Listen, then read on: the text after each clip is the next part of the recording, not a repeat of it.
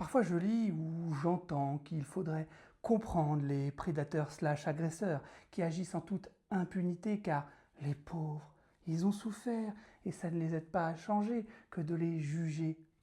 Connerie. Déjà car comprendre, ce n'est pas cautionner.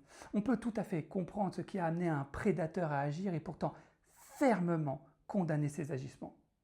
D'autant que dans le champ de la psychothérapie, l'expérience montre que les personnes ayant une faible, voire une absence totale d'empathie émotionnelle ne peuvent éventuellement être soignées si tant est qu'elles cherchent sincèrement à se soigner et non pas à se faire passer pour des victimes, que si on en fait appel à leur égoïsme.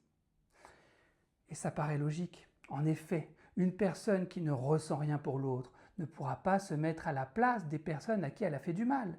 Donc, par exemple, une personne qui a un trouble de la personnalité antisociale et vis-à-vis duquel ses proches ont pris leur distance à cause de ces faits de violence pourra éventuellement consentir à travailler sur ses comportements délétères uniquement si on arrive à lui faire prendre conscience que si plus personne ne lui parle, c'est parce qu'elle se comporte mal et donc que ces mauvais comportements finissent par lui causer du tort à elle-même. Et dans le cas de prédateurs, leur faire savoir que leurs actes sont fermement condamnés sans concession et qu'ils risquent de très lourdes sanctions s'ils passent à l'acte, cela ne les fera probablement pas changer, mais au moins ça leur fera peur. Et donc cela protégera leurs potentielles victimes.